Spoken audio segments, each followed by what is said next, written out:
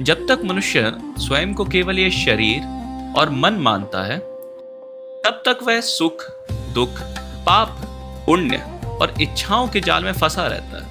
फिर वही मनुष्य अच्छे कर्म करना आरंभ करता है, सुख चाहता है, उसके लिए वह तीर्थ जाता है, मंत्र जपता है, यज्ञ करता है और वेद भी पढ़ता है, ताकि भीतर की कुछ अशुद्धियां मिट सके, अंतःकरण शुद्ध और निर्मल हो सके। यहीं से आदि शंकराचार्य ने अद्वैत का वास्तविक रहस्य बताना आरंभ किया। वह कहते हैं कि जिसने अपनी आत्मा को जान लिया, जिसने अपने वास्तविक स्वरूप का अनुभव कर लिया, उसके लिए फिर ना मंत्र शेष रहता है, ना तीर्थ, ना वेद और ना ही यज्ञ।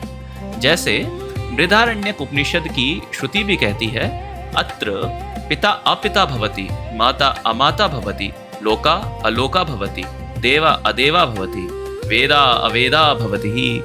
वहां ज्ञान का भी अतिक्रमण हो जाता है। वेद वेद नहीं रहते, माता माता नहीं रहती, पिता पिता नहीं रहता, लोक लोक नहीं रहता।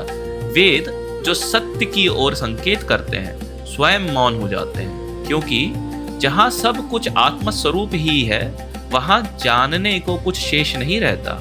क्योंकि वहां पहुंचकर भोगने वाला, भोग की वस्तु और भोग का अनुभव, तीनों का भेद मिट जाता है।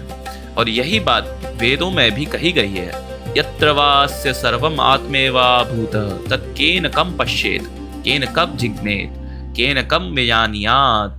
जब सब कुछ आत्मा ही हो जाए, तब कौन किसे देखे, कौन किसे जाने और कौन किसका अनुभव करे।